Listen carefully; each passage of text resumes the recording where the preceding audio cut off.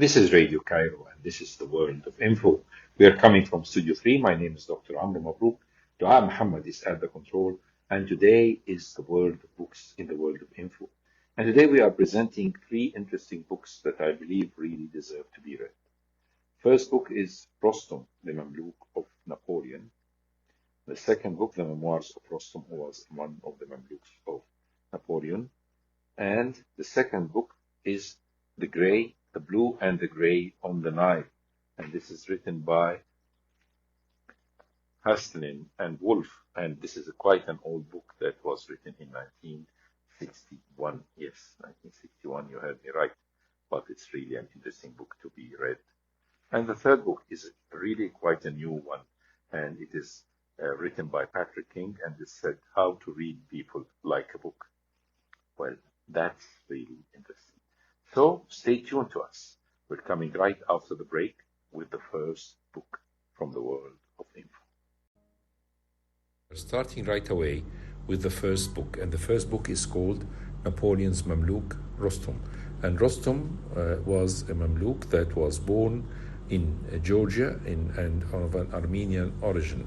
And it's a book that has been published in the 19th century from the Memoirs of Rostam, and it was translated recently in Arabic by Rasha Magid. And this book deserves to be read because it covers a very interesting period of Egyptian history and French history as well. We know that the Mamluk system is a very strange system where children are being abducted from their families, sold, especially males or even females, sold into slavery by businessmen who call themselves slave traders. And they have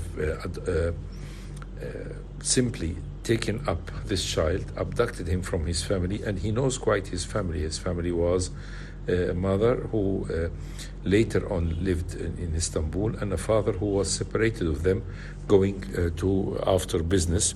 And then the child stayed with his mother, and then they were completely separated when the boy was abducted in the age about 12 or 13. After being abducted by several people and then sold, he reached Egypt, where he was bought by another older Mamluk called Saleh. And Saleh was a distinguished Mamluk in the hierarchy of Mamluks at that time. When Napoleon Bonaparte invaded Egypt, Saleh with his Mamluks were in pilgrimage in Mecca. And so when they finished pilgrimage, instead of returning to Egypt, Saleh decided to go to Ahmed Pasha al-Ghazar, the governor of Acre, and to give him his loyalty and therefore work with him against the French. However, Ahmed Pasha al-Ghazar was a very skeptical person who always had doubts of a lot of people. He was afraid that Saleh was a traitor to him, or he could be a spy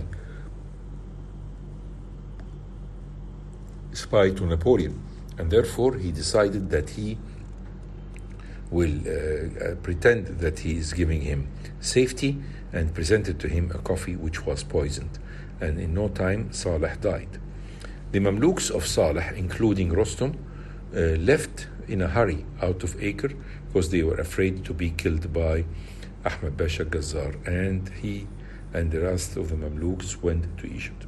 When he went to Egypt, he decided to go to Sheikh al-Bakri, who was the chief of al-Ashraf, and he was a very well-known person, and Rostam knew him personally through Saleh before going to pilgrimage. So he stayed with him, and he worked with him as his senior Mamluk. However, Bakri was able to get a newer, older Mamluk who was more in manhood, more than the boy who was in his teens, and decided to make him the senior Mamluk. Rostam was not happy with this arrangement because he has found that he was downgraded by the Sheikh al-Bakri. And so he decided, he and his friends who were loyal to him, the Mamluks of Sheikh al-Bakri, to beat up this new Mamluk who came to become their chief. And of course, Sheikh al-Bakri was very furious of what Rostam has done, and he decided that instead of punishing him, he decided to give him as a gift to Napoleon Bonaparte.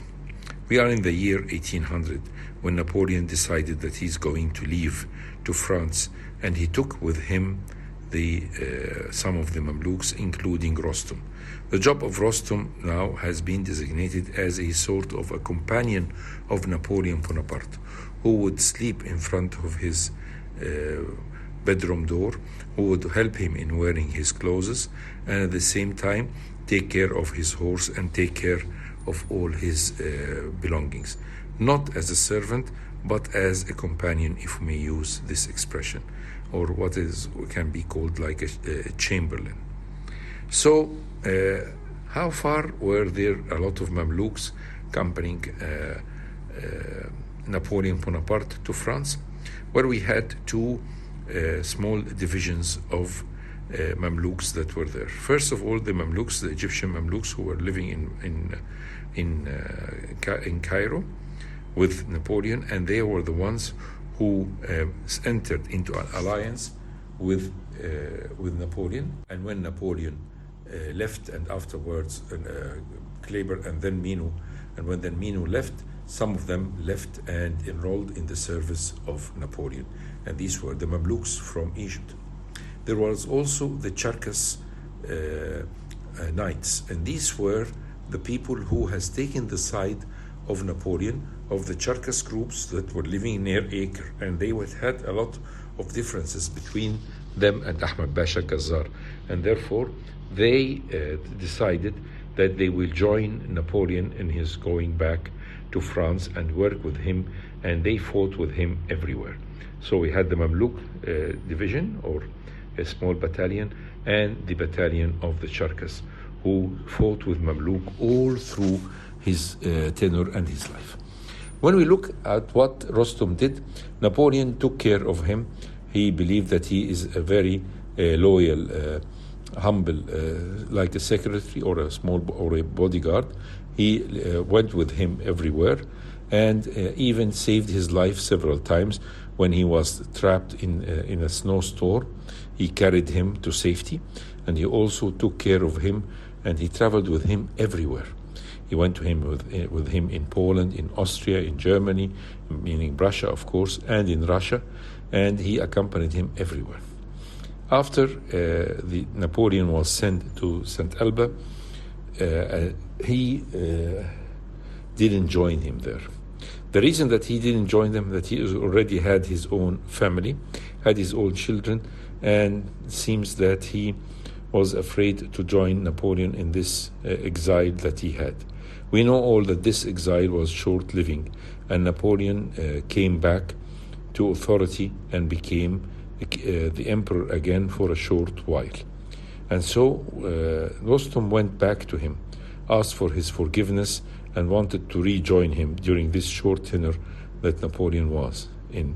And Napoleon said, "For me, you are dead, and I will never ever accept your asking for forgiveness, because you have betrayed me and didn't join me to St. Elba."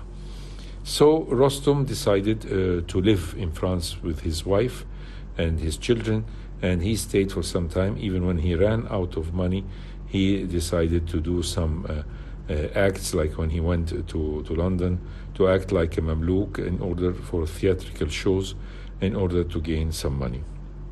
He died in the 1840s, and of course he has written some of his memoir, his short memoir, but it's very clear from what he has written, first of all, that his French was not that strong, his education was not that sharp, and therefore whatever he has written actually did not attract the attention of the readers, but it is also giving an idea about living in the court of Napoleon Bonaparte. So, an interesting book that really stimulates you to read and to understand more about how the East mixed with the West. So stay tuned with us. We're going to the second book right away. So you're still listening to the World of Info, and today is the World of Books. My name is Dr. Amr MABROUK, and Dua Muhammad is still at the control. And this is a really interesting book. This book is called The Blue and the Grey on the Nile, and it is written by Haston and Wolf. And this is a very old book that was published in 1961, and it is dealing with a very critical period of the history of Egypt and the history of the United States. I heard about this book from a lot of American friends, and I tried to search for it, but of course it is off print. I couldn't download it from anywhere, and it was one of these friends of mine that brought me this book, an original copy, published in 1961. Well, how far I was interested in this book? Because it talks about a very special period of the history of Egypt. Let's talk about this important part of history. We know, of course, that Muhammad Ali is the founder of New Egypt.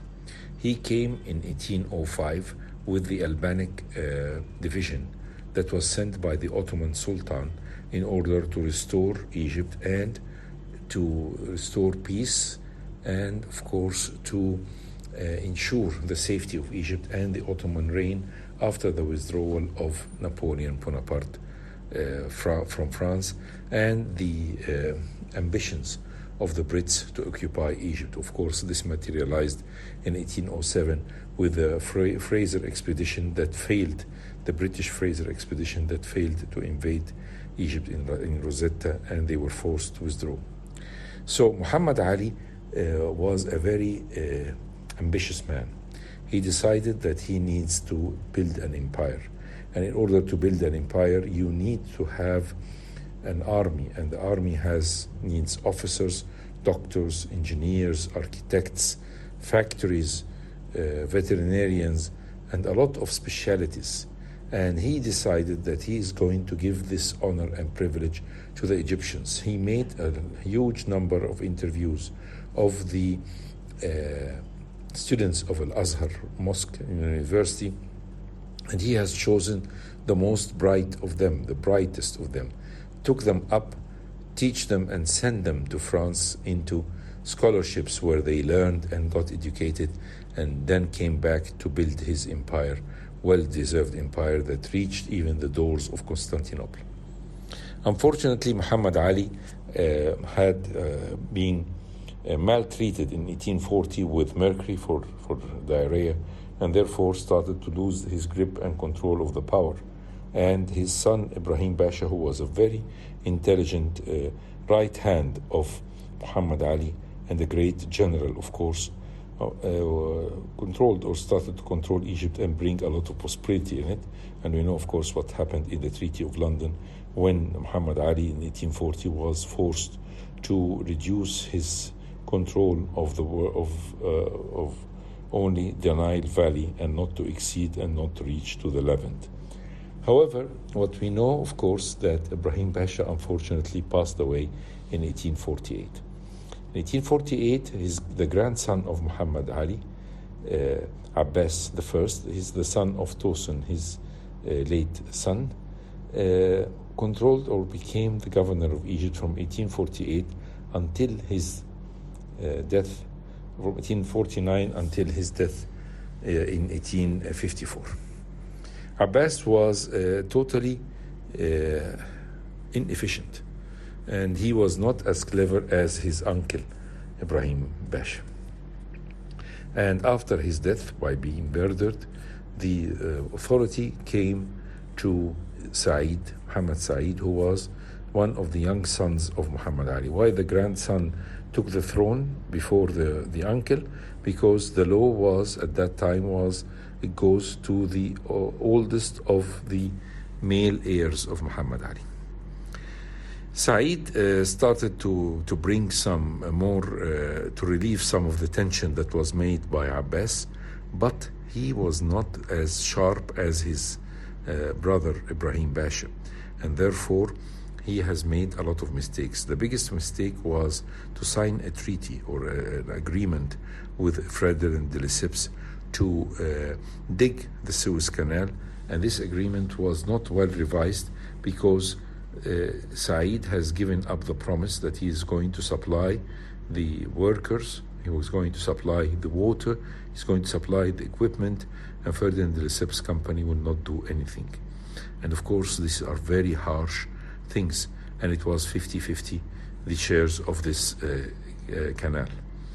And of course, what we know later on is that when Said tried to revise this concession, and especially after the death of Said, Ismail tried to revise these concessions, and Ismail, who was the son of Ibrahim, in 1863 he became the governor of Egypt. He was convinced by Ferdinand de Lesseps that you can revise this only in the courts of law in France. And in France, he said, okay, I will let Napoleon III make the arrangement and govern between me and him and de Lesseps. And of course, Napoleon III was a great friend of Ferdinand de Lesseps, and he took his side, and therefore Egypt was forced to supply all the expenses of this canal, and even under these harsh conditions, to even borrow money to fulfill the Suez Canal project. And of course, this is really very hard and very harsh. So in 1863 onwards, Ismail, who had a lot of French people in his court, decided that he will have to change the idea from being French predisposed to go and look for other trainers of the Egyptian army elsewhere, and he decided to go to the United States. So this is another story which deserves to be told. So after the break, we'll go more into details of what Ismail did. So you're still listening to the World of Info, and today is the World of Books, and yes, the book is called The Blue and the Gray on the Nile. Well, this is a very interesting story. They say today, because of the internet and because of the presence of planes and trains and automobiles, the world has become really a small village. But even in the 19th century, it was a small village. The repercussions of what was happening in the United States of America was affecting what was happening in the Middle East and in Egypt in particular. We have known now that Said died in 1863. And when he died in 1863, Ismail went to the throne and becoming the governor of Egypt. Ismail was a very ambitious man. French taught and thought of France as really a very good and great place. And he was having a strong friendship with the one and only Napoleon III, and a great admiration to his beautiful wife, Eugenie. However, it's really very important to understand the sophisticated relation that I told you about before, which is the relation between Ferdinand de Lesseps and Napoleon III. And for Napoleon III, he has chosen to take the side of Ferdinand de Lesseps in the complaint that was complained by Ismail. What made Napoleon III very enthusiastic to force Ismail to pay all the expenses, what was happening in the United States of America. Because what was happening is that there was a war at the same time in United States of America, and this war was the Civil War. What was the Civil War? It started in April 1861 and lasted till 1865. From April 1861 till May 1865, 4 years and almost few days. And yes, this particular important period where it happened between the Union, that is the North, and the Confederacy, that is the South, which was formed in 1861 by states that had seceded from the Union to preserve the African American slavery, which they saw as threatened because of the election of Abraham Lincoln and the growing abolitionist movement in the North. So this harsh civil war, where brothers in arms were fighting each other, the Southern Army was wearing gray and the Northern Army was wearing blue. And the war lasted for 4 years with the success of the North to bringing back the South together and defeating the South. Suddenly, in 1865, there were a lot of officers and soldiers who have been released from the army because the United States does not need two armies. And when these were released, they had to search for work.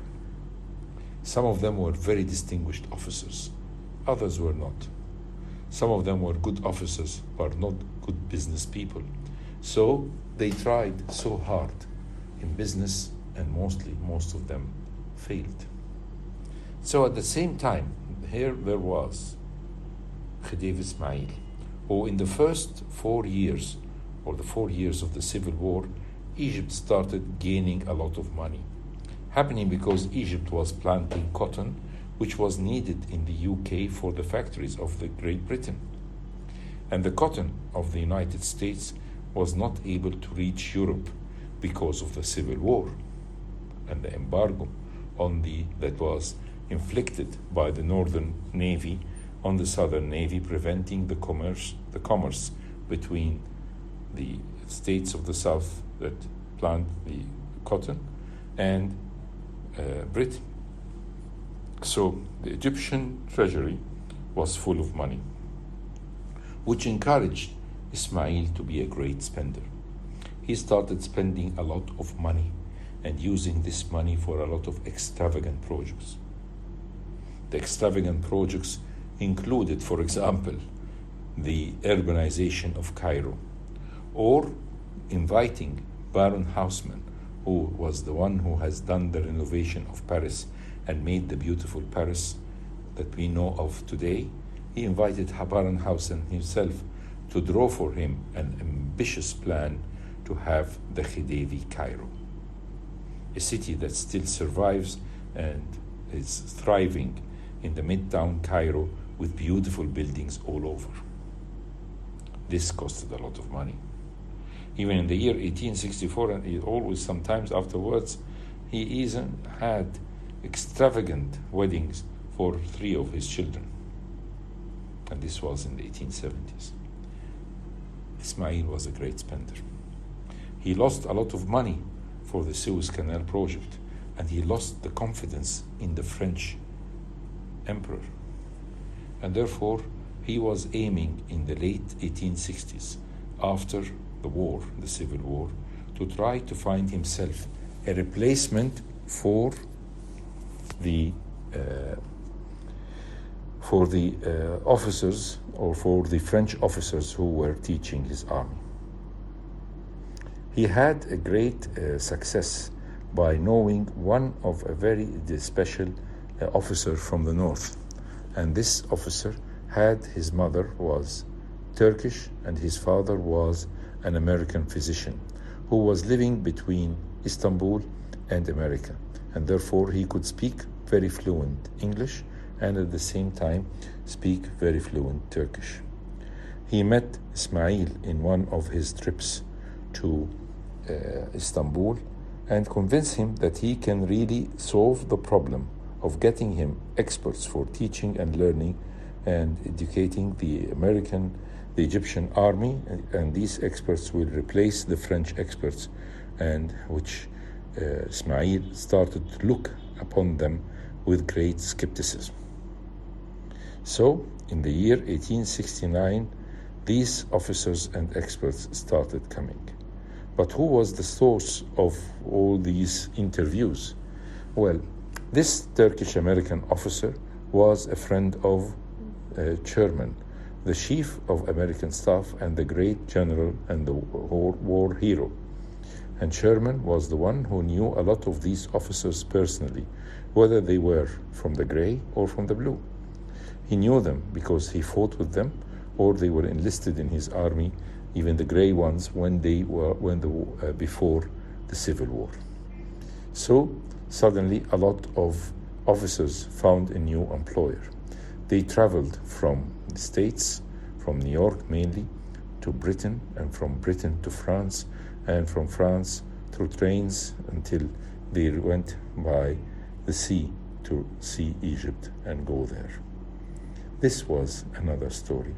The story which is really very interesting that went on with these officers and even enlisted men who worked in the Egyptian army from 1869 till 1878.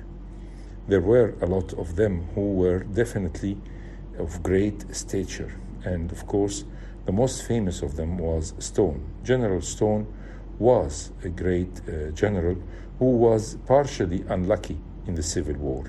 For sometimes he had some rumors about his reputation as a strong fighter and as an obedient and clever general. However, Sherman always believed in him, and therefore he nominated him, and he became the chairman of the staff of Khedive Ismail army, and he even was the last American officer to leave after they went home back, most of them in the year 1878.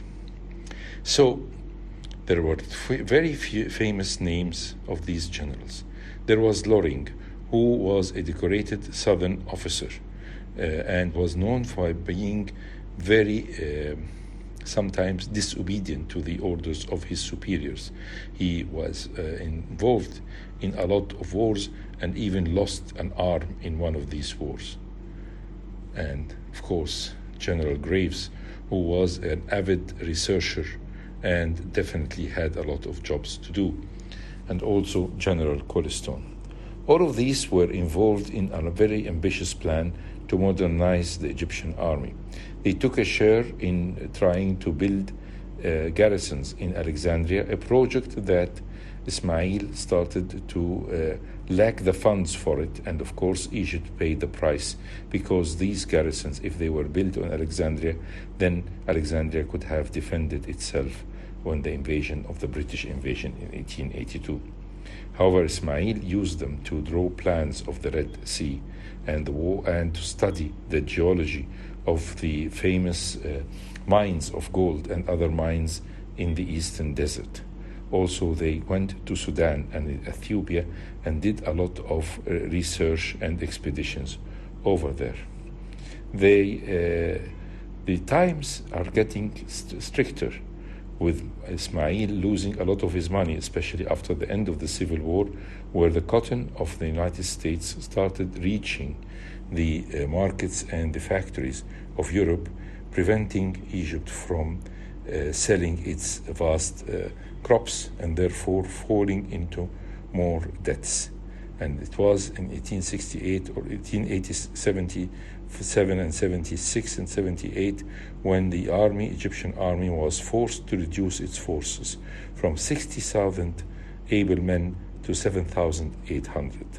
Of course, at that time, the American officers started leaving in a hurry because there was no enough money to pay for their salaries or to pay for their existence. And as I said, the last of them was General Stone, who stayed even and served Khedive Tawfiq and worked with him at the time of Arabi, of course, against Arabi.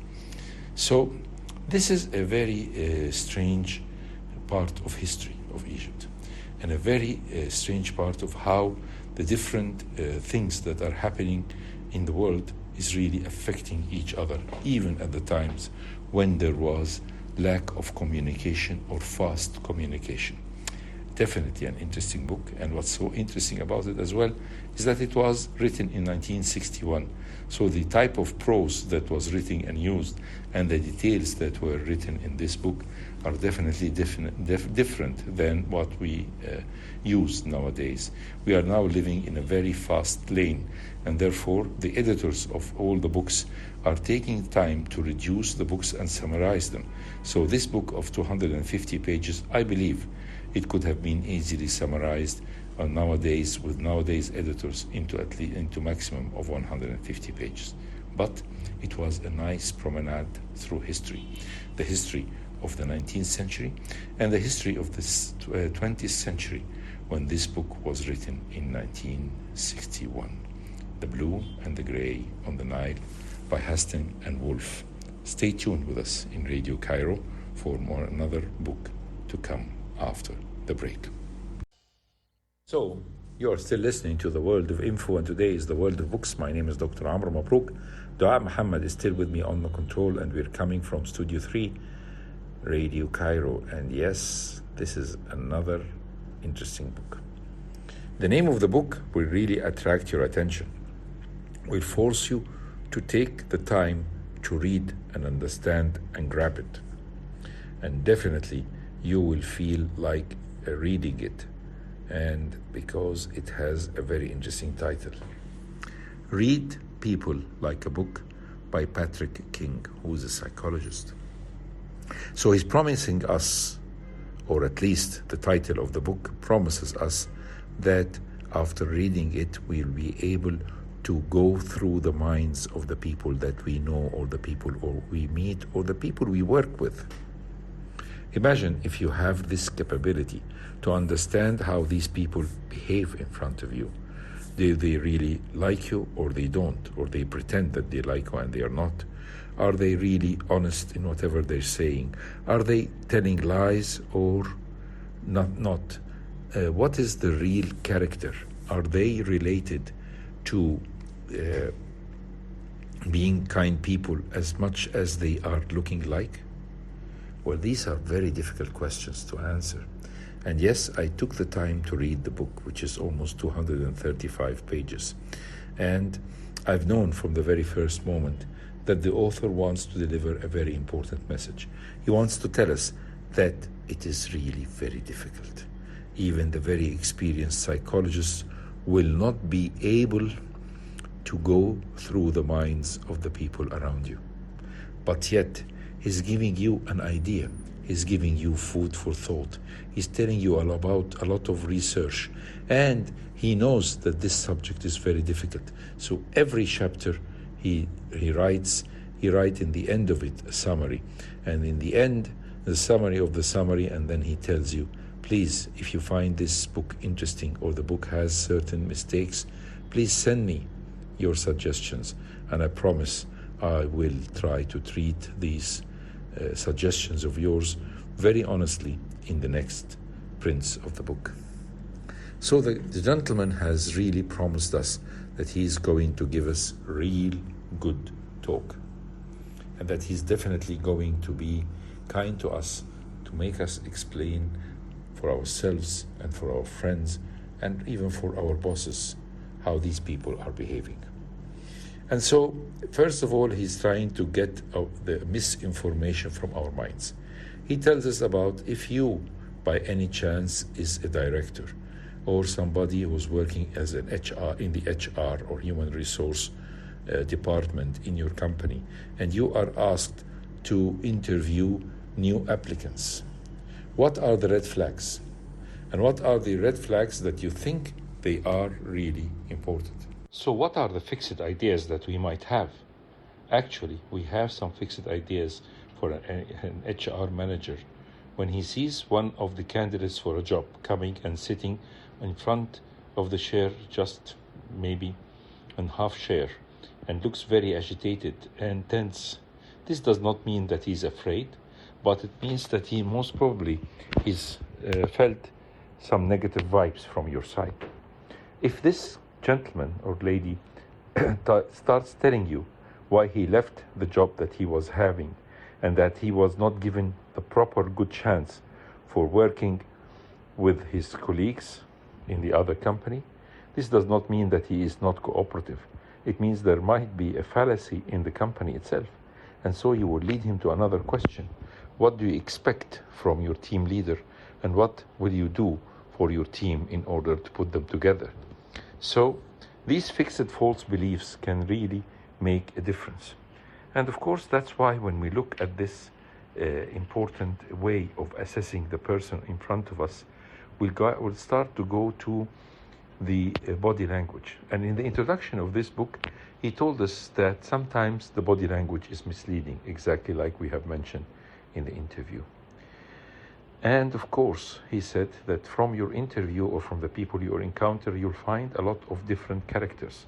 Some of the characters that you might meet in life is the extrovert character, somebody who thrives in the presence of others, who loves to communicate, who's always liking very much to be the center of attention and attracting friends around him and looking as a sort of a social magnet.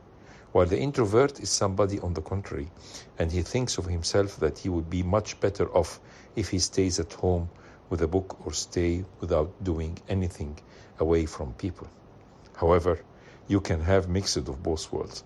The most extrovert person might sometimes would like to stay at home and not to have any encounter with others, while an introvert might try to find a different style in socialization. And of course, one of the most important characters that you should hire or you should have as a friend of yours are the conscientious people. The people who are careful and very cautious and focused, and they go on and they never are procrastinators. And of course, there is the agreeable, warm and sympathetic person who is always caring for others and definitely, rarely, never ever cruel to any other. The neurotic persons are the people who can shift to an anxiety very easily. So how are you going to analyze a person when he comes to you and know how he will react to life? Should he be very sensible and trying to understand how to help, or he is just following intuitions? If he is the type of he's thinking more or he's feeling more? Is he judging or versus the perceiving? The different characters that we meet are definitely mixed of both characters, of a lot of controversies, but we always try to look for the positive side of somebody can really be matching with us. Of course, the temperaments, the guardian is the proactive guy, while the artisan who is adaptable and make an impact. The idealist is the one who always goes for trying to perfect and going to reach perfect situations. The rational who always has his own self-control of any situation. And the coordinator who is proactive and direct. All these people you can really try to understand first if you sit with them in an interview and give them the idea of simple tasks or questions. Then this will tell you part of their character. But the problem is with the people who try to hide their feelings, the people who lie. How can we reach and diagnose how they lie? So, of course, we never like a liar. And definitely, you don't like to be fooled by a liar. It's not just in the body language, but also into the organization and the interrogation style that you should do with a liar. You should always not give him a chance to prolong the story that he's making. You should, whenever discover a lie, you should always try to ask short questions and don't try to make him search for answers because he's building up these answerings. Of course, there is the idea of sin slicing. Sin slicing is simply to take a certain situation and try to analyze it and see how the person in front of you will act or interact. So, if you can make smart observations, this will be important. So we go back to the first of the body language. How people can act or behave in body language, this is a very different style. The body language is what can really sometimes be showing. For example, if somebody who's not that confident of himself, he would always hide, or there is having something to hide. He would put his hands in his pocket, or he would put his hands behind his back. Or if somebody is always trying to have a poker face, hiding his emotions and putting in a careless smile, you will always know how to fetch if he has his true feelings. When you tell him something, it will take 2 or few milliseconds on his face to show his real expression, whether it is of happiness or of gratitude. And perhaps the most important thing about this book is to analyze the motivation. There is 2 motivations that keep us strong and working in this life. The motivation is going towards pleasantness or happiness and avoiding pain. This, although is simple and very simple, and this is like the animal, but human beings are more sophisticated. Sometimes they would stand the pain because they think if they can stand the pain, the pain, for example, of studying or of working to become self-accomplishment, or to reach the pleasure through pain, through the pain of working, through the pain of activity, through the pain of going on forever. And this is the point of reaching fulfillment and reaching safety, reaching love and belonging and acquiring self-esteem. All this will deserve in the minds of these people the fact that they, to reach pleasure, have to undergo pain. And the pleasure is not just the pleasure of happiness. It's the pleasure, as I said, of fulfillment, of safety, of love, of belonging, of having a strong self-esteem and self-actualization. People who try to defend their ego can really definitely expose themselves to you, and therefore you will find out how far these people are really clear in their thoughts and their ideas. So this is a very simple answer. How can we read people like a book? We need to have a lot of experience. We need to have a lot of good observation. We need to have an idea of the person in front of us. We need to put or categorize the people around us according to their category of their character. Are they extrovert or introvert? Are they conscientious or they are not? Are they procrastinators or they are not? For this will help you not just to find a reasonable worker or an employee in your company, but it will also help you to find a decent partner in your life and your lifetime. A very interesting book that I think it deserves to be read, but at the same time it needs a lot of time to understand and grab every sentence, and that's why the author has put a summary in every end of a chapter to try to reach with you the point of understanding. A book about Read People Like a Book by Patrick King, a really interesting book. Stay tuned to us in Radio Cairo. With this, we reach the end of the program of today. Today we presented 3 interesting books in the world of books from the world of info. The first book was Rostam Napoleon's Mamluk, an interesting book. And the second book is The Blue and the Grey on the Nile by Hastline and Wolf. Definitely a very impressive experience and very book which acts like a food for thought. And the third book is Read People Like a Book by Patrick King, a book that gives you real food for thought. I was very happy to join you today in the world of info. My name is Dr. Amr MABROUK. Dua Muhammad was at the control.